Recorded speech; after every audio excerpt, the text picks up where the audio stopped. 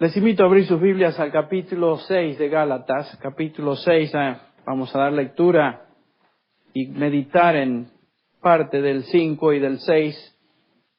En las últimas semanas hemos estado estudiando el capítulo 18 de Mateo y hemos notado que el Señor Jesús nos enseña que hay semejanza entre un creyente y un niño. Entre otras cosas, vimos la importancia que el Señor Jesús da en su enseñanza a la pureza que debe existir en la congregación, en la comunidad de los redimidos. El pecado no es algo que se tolera, sino que inmediatamente se confronta y se elimina de la congregación. Los miembros de la familia de Dios que se involucran en una vida pecaminosa, como hemos visto, deben ser confrontados y si no se arrepienten, disciplinados. Esa es la enseñanza de los versículos 15 al 20 del capítulo 18 de Mateo. A continuación también hablamos de la importancia del perdón mutuo en la familia de Dios. Particularmente hablamos de la importancia de perdonarnos en dos niveles. Cuando somos ofendidos, dijimos que debemos perdonar inmediatamente de corazón, rehusando albergar resentimiento contra el que peca en contra nuestro. Este es el perdón que llamamos perdón legal. Es el perdón que cubre todo pecado, así como Dios nos perdonó en Cristo Jesús todos nuestros pecados. También hablamos de otro tipo de perdón, y este es el perdón relacional o el perdón familiar. Es el perdón que otorgamos cuando la persona que nos ofendió se arrepiente, se vuelve de su pecado y la comunión se restaura.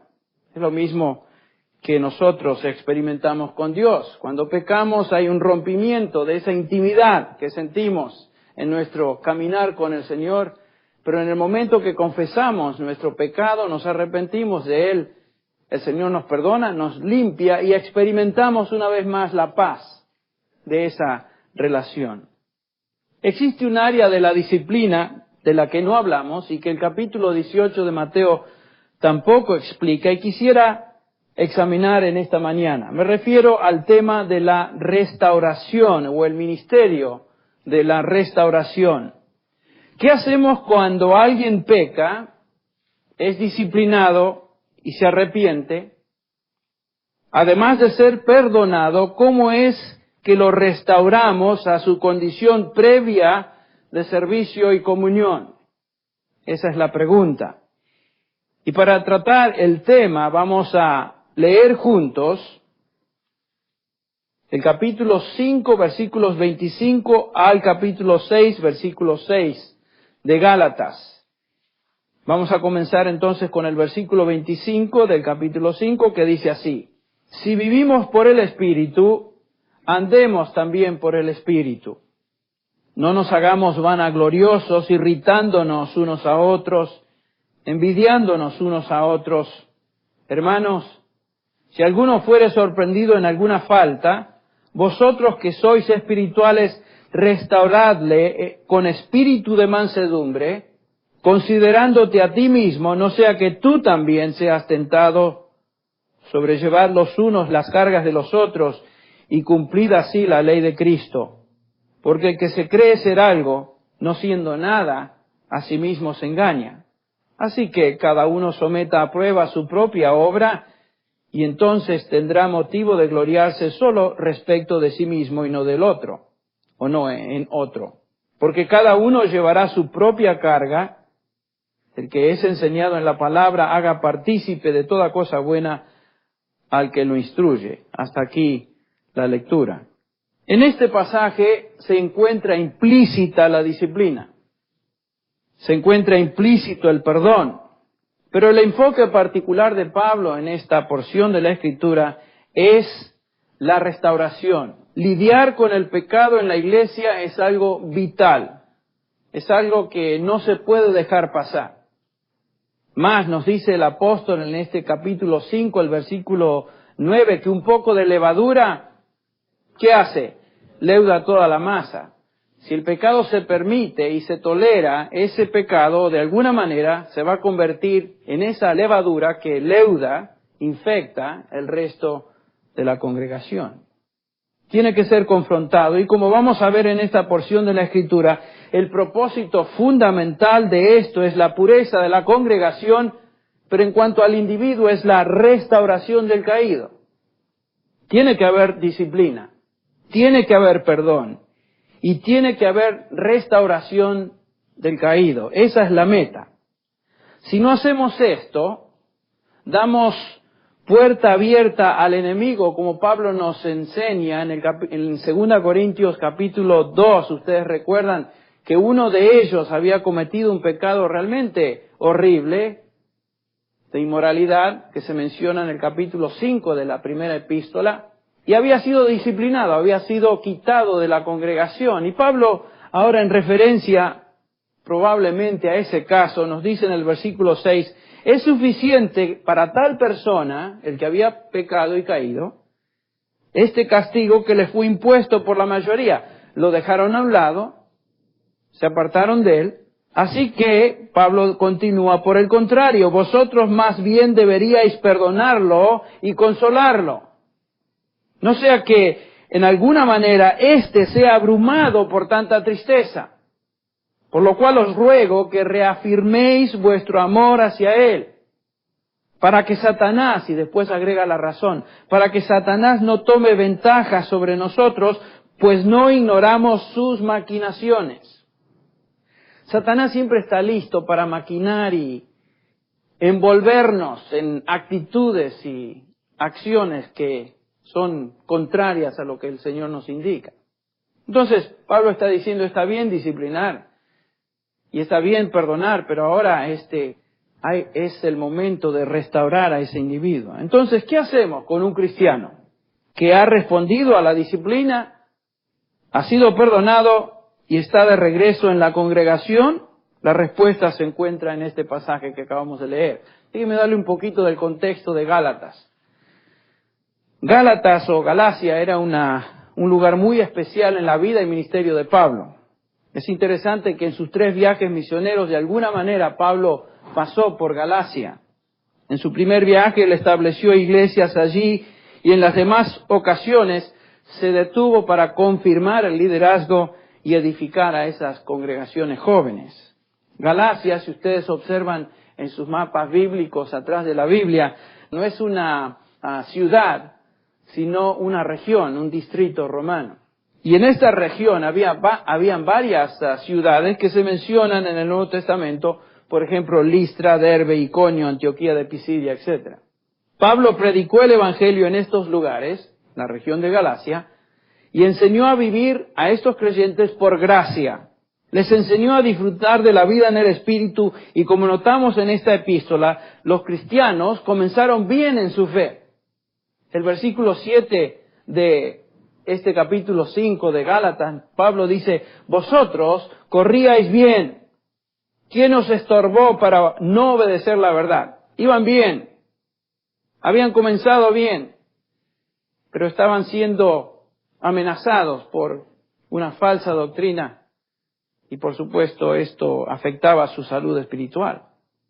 Más tarde, después del ministerio inicial de Pablo, falsos maestros llamados judaizantes introdujeron una distorsión del Evangelio de la gracia, la cual amenazaba, como dije, la salud de estos creyentes. Pablo les dice en el versículo 12 del 5, ojalá que los que os perturba también se mutilaran. Vamos a hablar la razón por la cual él menciona esta práctica de la mutilación. Los judaizantes no negaban totalmente el Evangelio de Jesucristo, sino que enseñaban que no era suficiente para la salvación. O sea, ellos estaban diciendo el Evangelio está bien, pero necesita algo más. Hay que añadirle algo más. En particular, las 2 añadiduras eran guardar la ley de Moisés y ser circuncidado la segunda. Como pueden ustedes notar, la herejía tenía extracción judía. Por eso los herejes se llaman los judaizantes. Era una perversión doctrinal del Evangelio de la Gracia. Trataron de atacar el Evangelio de la Gracia, en primer lugar atacando, menoscabando, desacreditando la persona de Pablo. En los capítulos del 1 al 2 de esta epístola, Pablo defiende su apostolado y toca ese punto. En segundo lugar, los judaizantes enseñaron la necesidad de ser circuncidados para ser salvos, y Pablo responde a esta falsa enseñanza en los capítulos que siguen, 3 y 4. Y en tercer lugar, los judaizantes enseñaban que la vida cristiana demanda una observación estricta de la ley mosaica, y los capítulos 5 y 6 contestan esa enseñanza. Ahora, por el tono de la epístola nos damos cuenta que estos falsos maestros habían tenido un impacto muy significativo entre los creyentes. Por ejemplo, Pablo comienza la carta sin muchos preámbulos, sin muchas palabras de halago como lo hace normalmente en sus cartas. No hay notas personales, no hay felicitaciones de ningún tipo. Se dirige inmediatamente al punto y los reprende por prestar atención a las enseñanzas de estos herejes. Más dice en el versículo 8, ¿no es cierto?, del capítulo 1, que si alguno enseña un evangelio distinto al que yo prediqué, sea ¿qué? Anatema, que quiere decir maldito. Perezca la persona que enseña tal cosa. Es maldito. Capítulo 3, versículo 1, Pablo demuestra su indignación diciéndole a estos creyentes: oh Gálatas insensatos, ¿quién os fascinó para no obedecer la verdad? Cuando llegamos al capítulo 6, es muy probable que Pablo es consciente de que habría una división en la iglesia entre aquellos que estaban siendo persuadidos por la falsa enseñanza y aquellos que estaban reaccionando ahora ante la enseñanza de la epístola de Gálatas. Aquellos que caminaban en el Espíritu y estaban siendo guiados por el Espíritu de Dios, y aquellos que estaban siguiendo tradiciones humanas o la carne, estaban siguiendo la ley. Existe el peligro entonces de una división, una separación, y Pablo sabe que tiene que confrontar esta situación. ¿Y cómo lo hace? Exhortando a los hermanos que caminan en el Espíritu, a los espirituales, a levantar, ayudar, restaurar a los creyentes que han sido desviados, los que han caído. El versículo 1 entonces del capítulo 6 nos dice: hermanos, inmediatamente notamos que él se dirige a creyentes. Son hermanos en Cristo. Si alguno fuere sorprendido en alguna falta, vosotros que sois espirituales, restauradle. Este versículo establece un principio bíblico muy, muy importante. Es un principio que debe guiar la conducta de la iglesia hasta que Él venga. Y este es el principio. Los fuertes deben cuidar a los débiles, los que están de pie deben levantar a los que están caídos. La iglesia no es un lugar donde simplemente vamos a escuchar a alguien que predique. La iglesia no fue diseñada para acomodar a los espectadores. La iglesia es un cuerpo. Una y otra vez el apóstol Pablo nos enseña que la iglesia es un cuerpo en el cual todos sus miembros están involucrados en la salud mutua del cuerpo.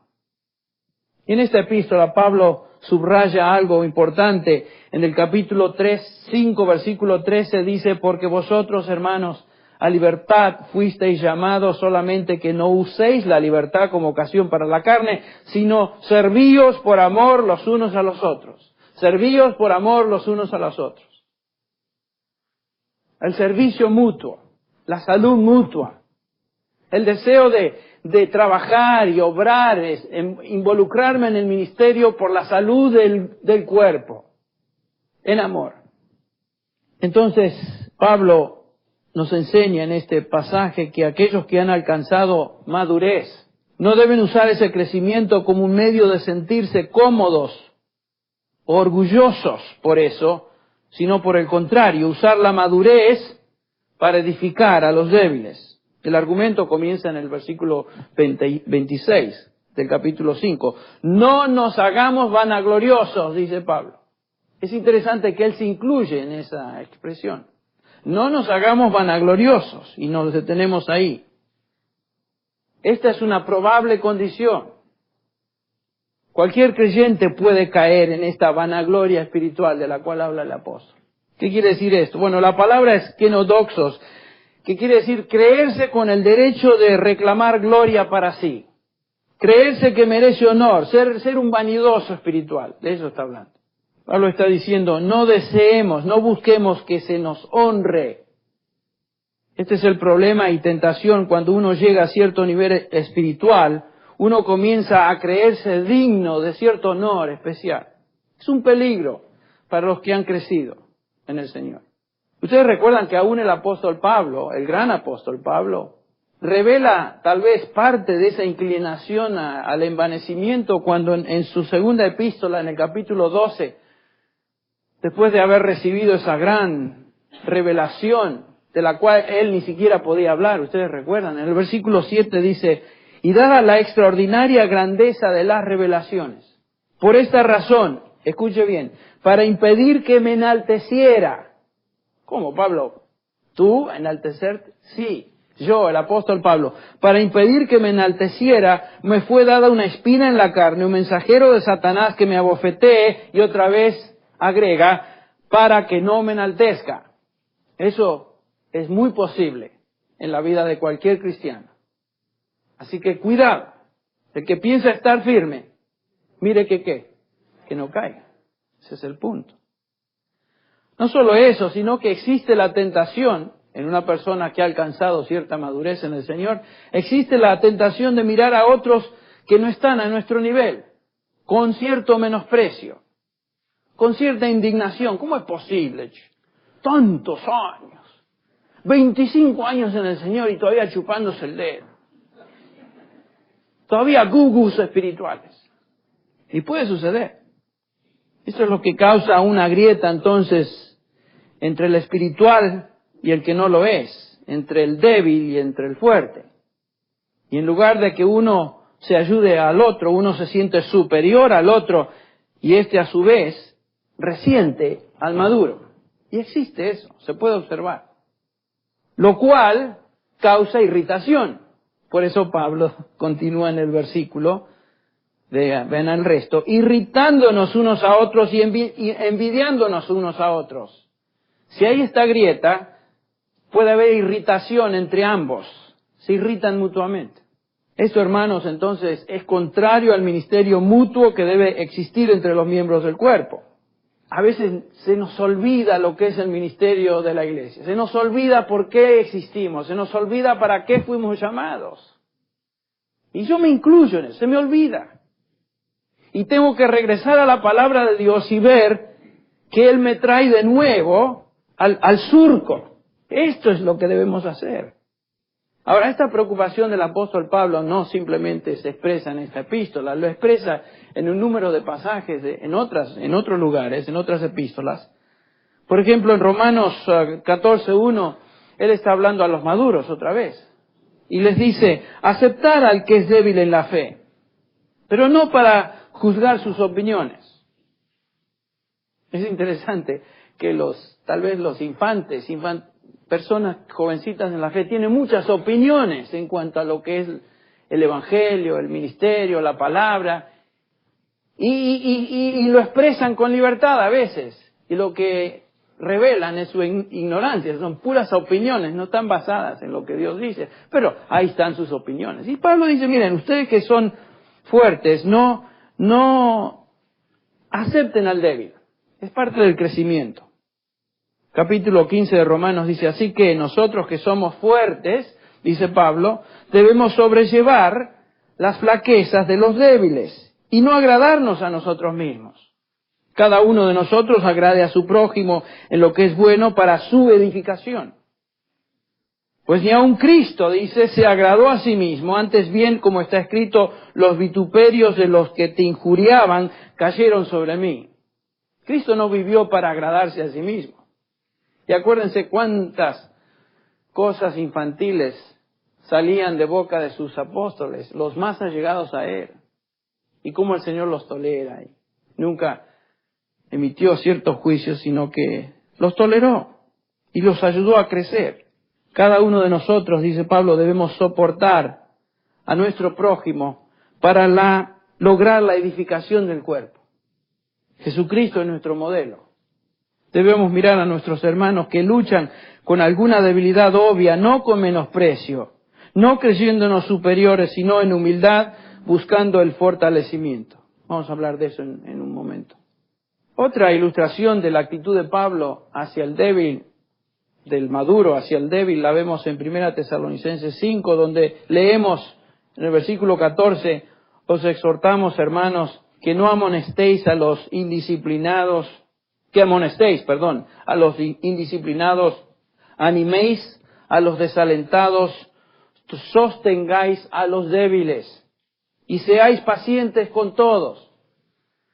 Sostener a los débiles, ser paciente con los débiles. Qué difícil es. Pero cuidado, esta es la clave de la unidad en la iglesia, sostener a los débiles. No mirar con menosprecio a los que son débiles y luchan y han caído, sino sostenerlos. Ahora, qué terrible es cuando una iglesia no ministra y levanta a los caídos, a los que son débiles. Como vimos ya en nuestros estudios pasados, somos llamados a confrontar el pecado, a disciplinar al pecador, pero también somos llamados a perdonar y somos llamados a restaurar. Ese es el ciclo completo de la disciplina. Ahora, en nuestro pasaje de Gálatas, Pablo nos enseña 3 cosas que debemos hacer en la restauración de un hermano que ha sido atrapado por un pecado, por algún pecado. 3 cosas, 3 pasos que debemos dar. Lo primero es que debemos levantarlos. El capítulo 6, versículo 1, nos dice, vosotros que sois espirituales, restauradle. Aquel que se encuentra en alguna falta o es sorprendido en alguna falta. La palabra falta es paraptoma, que quiere decir tropiezo, desatino, desliz, lapso, caída. Y en el contexto obviamente se refiere a un pecado. No está hablando simplemente de una equivocación, es un pecado.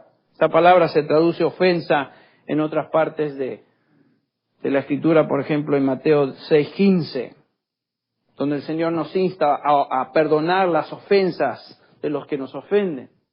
En Gálatas 5:16 Pablo nos recuerda, el contexto es, andad en el Espíritu y no cumpliréis el deseo de la carne. Si vivimos por el Espíritu, andemos también por el Espíritu. Cuando no caminamos en el Espíritu, vamos a tropezar y caer en actividades que son de la carne. Actividades y actitudes. Entonces aquí tenemos a un cristiano que observa o sorprende a algún hermano que ha tropezado en una actividad carnal, en un pecado. La palabra sorprender, prolambano, quiere decir tomar por sorpresa. Este es un cristiano que discierne. Uno que camina en el Espíritu y sorprende a otro cristiano que ha cometido una falta. Entonces, ¿cuál es su misión? Restaurarle. Noten que Pablo dice, vosotros que sois espirituales. ¿Quién es un cristiano espiritual? Aquí sí es importante hacer hincapié en esto. No estamos hablando de una definición humana de lo que es ser espiritual o alguna opinión de lo que es ser espiritual. Es interesante que ciertas denominaciones y grupos eclesiásticos, iglesias en particular, tienen una lista de lo que se considera espiritual y aquello que no es espiritual. Estamos hablando de listas. Para entender lo que es ser espiritual tenemos que usar criterios bíblicos. Entonces vamos a ver lo que la Biblia nos dice es una persona espiritual. ¿Qué quiere decir Pablo cuando se refiere a vosotros que sois espirituales? 1 Corintios 2, 14, 15, 16 nos da una definición de una persona espiritual. Comenzando con el versículo 14, Pablo dice, el hombre natural, aquel que no es cristiano, aquel que ni siquiera ha nacido de nuevo, que no conoce a Cristo, el hombre natural no acepta las cosas del Espíritu de Dios, porque para él son necedad, y no las puede entender porque se disciernen, escuche bien, espiritualmente. En cambio, el espiritual juzga todas las cosas, pero él no es juzgado por nadie. Porque ¿quién ha conocido la mente del Señor para que le instruya?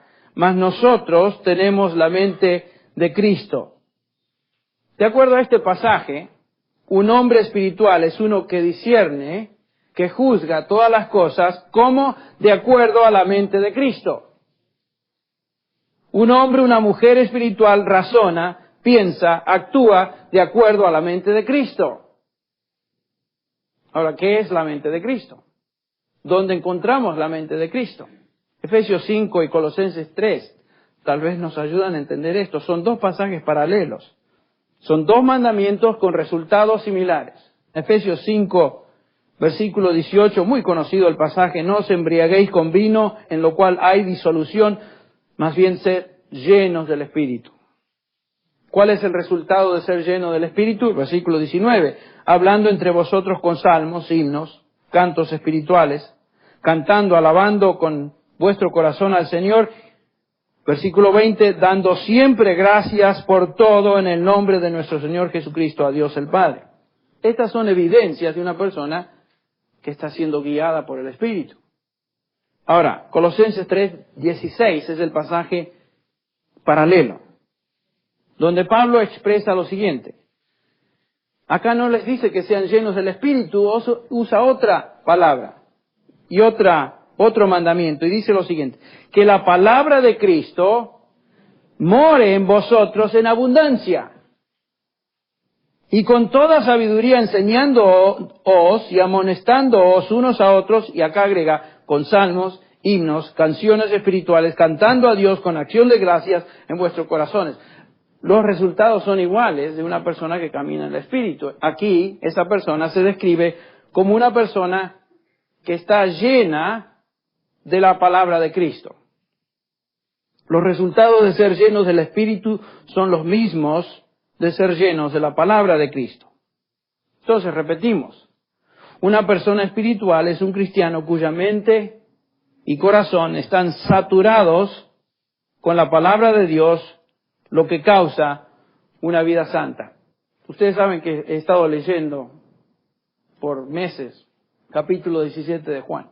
Y es muy interesante lo que el Señor nos dice en cuanto a la relación que existe entre la santidad, en caminar en una forma obediente, y la palabra de Dios. Nos dice Juan 17:8, por ejemplo: Padre, yo les he dado las palabras que me diste.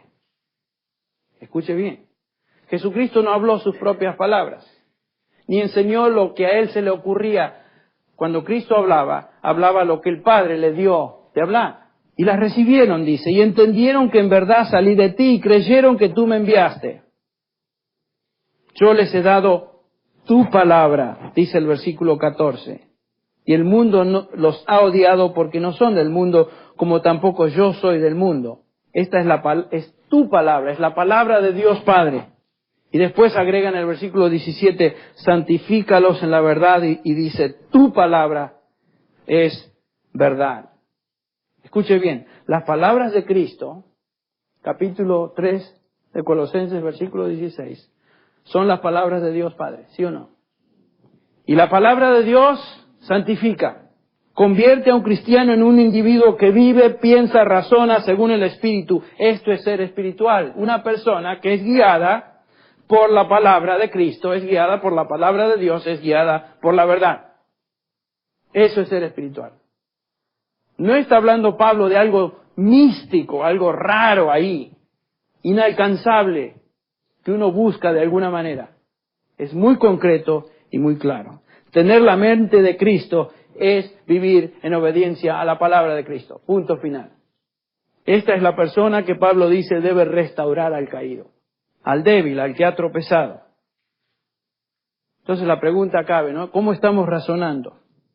¿Qué criterios usas para confrontar a otros?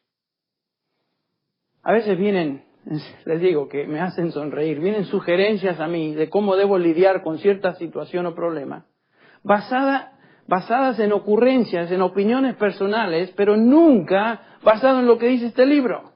Y son cristianos. ¿Saben lo que eso me indica? Que estas personas no son espirituales usando la definición bíblica de lo que es ser espiritual. Son carnales en el sentido de que razonan humanamente, carnalmente, usando sus mentes y usando criterios humanos. Entonces, ¿cómo vamos a restaurar a uno que ha caído usando criterios bíblicos? Pablo dice, vosotros, los que sois obedientes y caminan de acuerdo a la mente de Cristo, descrita en su palabra, en obediencia a la misma, restauradle. Ustedes. La palabra restaurar, katartizo, quiere decir reparar, traer algo a su condición original, remendar. Se usaba para hablar de la reparación de un hueso roto. En los evangelios, por ejemplo en Mateo 4:21, se usa en referencia a Jacobo y Juan que estaban remendando sus redes de pesca. Entonces la idea de restaurar es traer a alguien a la condición de fortaleza espiritual. Entre paréntesis, cada uno de nosotros tiene áreas débiles que necesitan ser fortalecidas, ¿sí o no? Sí. Ninguno de nosotros es totalmente espiritual en su manera de pensar, en su manera de actuar. Y por lo tanto necesitamos, escuche bien, necesitamos el ministerio mutuo de otros hermanos también. Noten la actitud con la que debemos restaurar. Nos dice Pablo en espíritu de mansedumbre, no sea que tú también seas tentado. Tarde o temprano, cada uno de nosotros vamos a necesitar ser fortalecidos. Por eso es tan importante el ministerio mutuo del cuerpo. Y por eso Pablo ya nos dijo, no nos vanagloriemos con una actitud de superioridad espiritual. Algún día tú y yo vamos a necesitar ser fortalecidos por alguien. No existe lugar para el orgullo espiritual y la vanagloria en un cristiano que vive en obediencia a la palabra de Dios. Una persona orgullosa, espiritualmente orgullosa, da evidencias que no está viviendo en obediencia a lo que Dios dice. Lo que somos, aún en nuestro crecimiento, es por pura gracia, ¿no es cierto? Y es el resultado del Espíritu Santo en nuestra vida. Dios es el que causa en vosotros tanto el querer como el hacer. Nunca podemos atribuirnos gloria porque todo viene de Dios. Ahora, segundo paso. Primero es restaurar, levantarlos. El segundo paso lo vemos en los versículos 2 al 5, en la restauración, y este es sostenerlos. El que restaura debe estar dispuesto también a prestar su hombro para llevar la carga del que ha caído y es débil. La idea del pasaje es alguien que va por el camino. Dos. Es la imagen de dos viajeros que van por un camino y uno de ellos cae, tropieza, causado por la carga tan pesada que lleva. Esa carga lo hace tropezar. El otro se detiene y le ayuda a levantarse, compartiendo ahora la carga que causó su caída. La carga era algo demasiado pesado para soportar.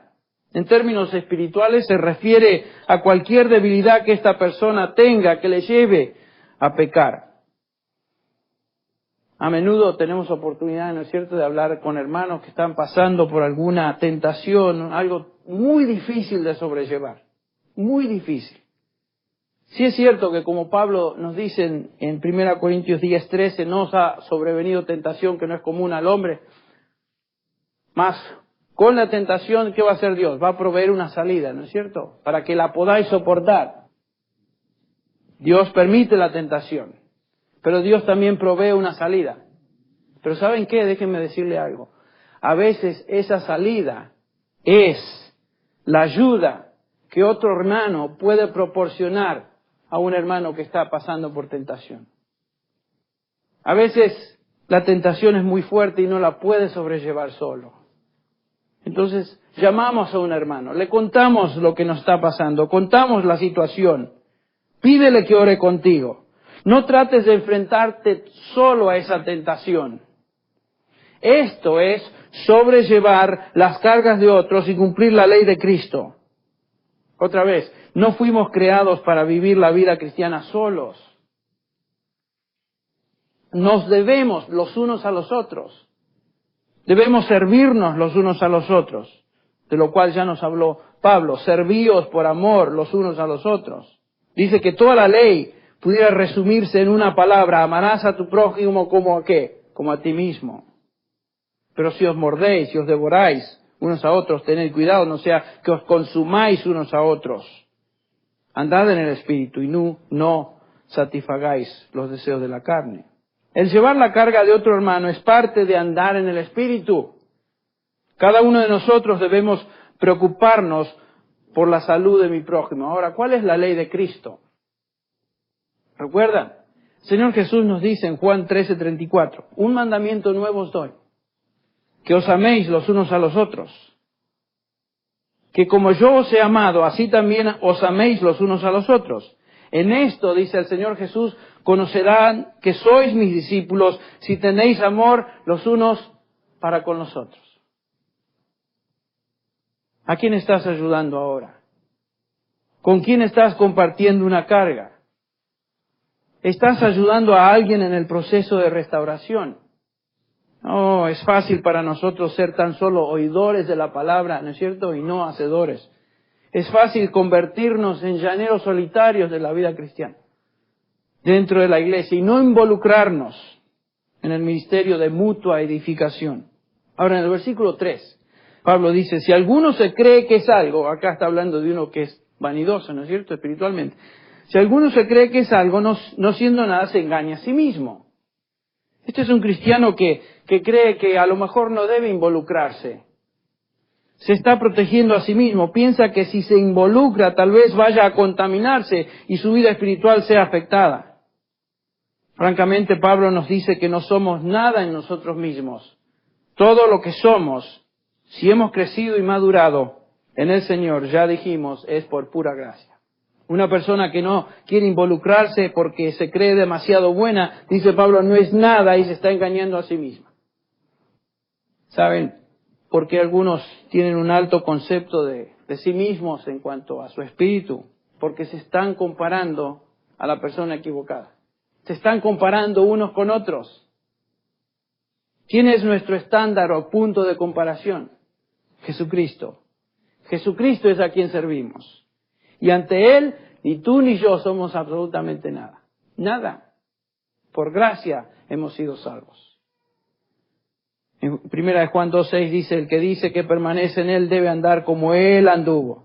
Él entonces es nuestro punto de comparación. Debemos andar como Cristo anduvo. Si no nos comparamos a Él, entonces nos engañamos a nosotros mismos. Claro que siempre vamos a encontrar algún cristiano que sea menor que nosotros, o sea, peor que nosotros. Siempre va a suceder. Ese no es el punto de comparación. Ninguno de nosotros somos el estándar. El estándar es el Señor Jesús. Entonces no debemos enfocarnos en nosotros mismos, sino en el Señor. ¿Y saben lo que sucede? Cuando eso es el punto de enfoque, eso nos humilla, ¿no es cierto? Nos humilla, porque nos enfoca en la relación correcta. Somos pecadores, salvados por gracia. Ahora los versículos del 4 al 6 nos invitan a fijarnos en nuestras propias obras. Nuestras propias obras. Así que cada uno someta a prueba su propia obra, dice Pablo, y entonces tendrá motivo de gloriarse. Algún día cada uno de nosotros vamos a ser juzgados por lo que hicimos sobre esta tierra, como cristianos. No estamos hablando del juicio por nuestros pecados, porque todos nuestros pecados ya fueron enjuiciados y pagados por Cristo en la cruz. Eso no es lo que está en juego aquí. Algún día seremos juzgados por nuestras obras, buenas o malas, como cristianos. De eso nos habla, por ejemplo, 1 Corintios 3:11. Dice Pablo, pues nadie puede poner otro fundamento que el que ya está puesto, que es Jesucristo. Si usted es cristiano, ese es el fundamento. No podemos agregar nada a eso. Nuestros pecados ya fueron pagados por Él. Ahora bien, si sobre el fundamento alguno edifica con oro, plata, piedras preciosas, madera, heno, paja, la obra de cada uno se hará evidente, porque el día la dará a conocer, pues con fuego será revelada. El fuego mismo probará la calidad de la obra de cada uno.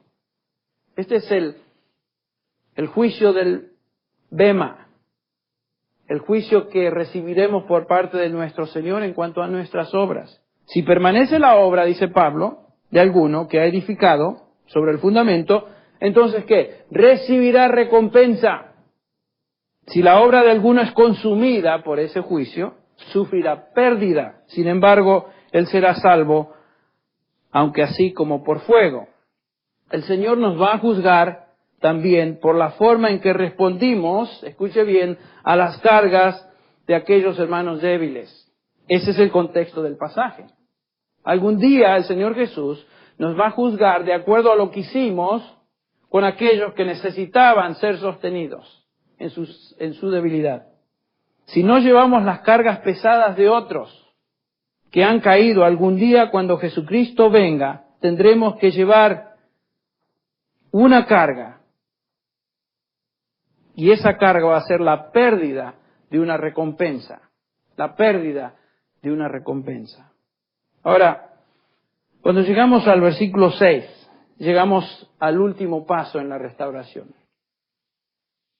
El versículo 6 dice lo siguiente: y al que se le enseña la palabra, que comparta toda cosa buena con el que le enseña. Está hablando de edificarlos.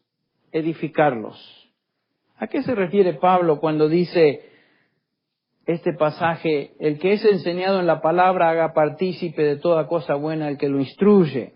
Obviamente no está hablando de recompensa monetaria en el contexto, como algunos dicen que esto está hablando de el hecho de que uno que predica el Evangelio debe vivir del Evangelio. Bueno, ese es un principio bíblico, pero no se encuentra en este pasaje. Se encuentra en 1 Corintios 9, pero no lo encontramos aquí. Cosa buena, ¿a qué se refiere? Bueno, en griego es la palabra agathos y se refiere a algo excelente y por naturaleza bueno. Está hablando de resultados espirituales en el contexto de la restauración de un creyente. No está hablando de remuneración económica.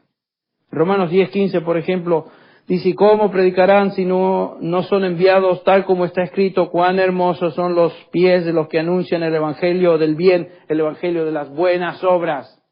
Agathos. Buenas obras. Y en otros pasajes, la palabra buenas está hablando de bienes espirituales, de cosas buenas en el orden espiritual, no en el orden monetario aquí. Y Pablo en Gálatas 6:6 está hablando del proceso de restaurar a alguien. Y lo que está diciendo es que aquellos que instruyen en el proceso de restaurar a otro y los restaurados compartan mutuamente las cosas buenas espirituales que están resultando en el proceso. El que recibe la instrucción comparta lo que está recibiendo en bendiciones espirituales con aquel que le instruye. Y mutuamente se comparten aquello que es bueno. De eso está hablando. Cuando restauras, estás edificando a otro, y esto es bueno. Cuando estás siendo restaurado, tu crecimiento ahora se transforma en algo bueno. Y ambos comparten las bondades espirituales de esta experiencia. Entonces, ¿cómo restauramos a una persona que ha caído? Bueno, los levantamos, los sostenemos y por último los edificamos. Simple. Pablo nos llama en esta epístola a un ministerio de restauración. Ahora, ¿qué pasa cuando un creyente no se arrepiente? Ya lo hemos visto. La Biblia nos enseña que tenemos la responsabilidad de disciplinar. Esto es difícil, toma tiempo y a menudo es desalentador cuando no responden a esa disciplina. En segundo lugar, vimos que somos llamados a perdonar. A veces el perdón se otorga en el corazón, aunque no hay respuesta inmediata de aquel que nos ha ofendido. Y ese perdón debe buscarse hasta que la persona sea finalmente restaurada, se arrepienta. Y en tercer lugar, vemos que cuando hay arrepentimiento, entonces tenemos la responsabilidad de involucrarnos en el ministerio, de restaurar y de edificar al débil. Dije hace un ratito, el que piense estar firme, mire que no caiga. Cada uno de nosotros va a llegar el momento que vamos a necesitar la restauración de alguien que está madurando en el Señor, que está creciendo en el Señor. Pero entre tanto, aquellos que somos espirituales, la exhortación es: restauren a los que son débiles. Qué preciosa imagen del ministerio mutuo dentro del cuerpo de Cristo, su iglesia.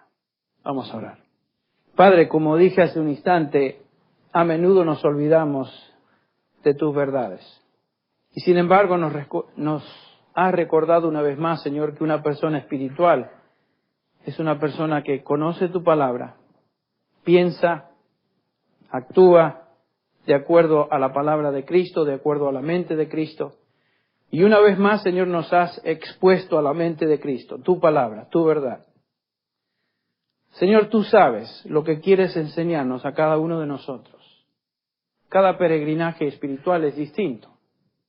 Sin embargo, Señor, en común tenemos el hecho de que tú deseas la obediencia nuestra cada vez que tu palabra se expone. Señor, si hay cosas en nuestro corazón que no son buenas, que necesitan confesión y arrepentimiento en esta mañana, Señor, las confesamos delante de ti. Confesamos nuestros pecados, confesamos nuestras flaquezas. Señor, y confesamos la tendencia que tenemos, Señor, de no involucrarnos en la vida, en la restauración de hermanos que están pasando por momentos de debilidad y caída. Ayúdanos, Padre. Ayúdanos a ser conscientes de este ministerio de la restauración. Te alabamos, te bendecimos, Señor, por una vez más habernos hablado, habernos instruido, habernos edificado a través de tu palabra y tu espíritu.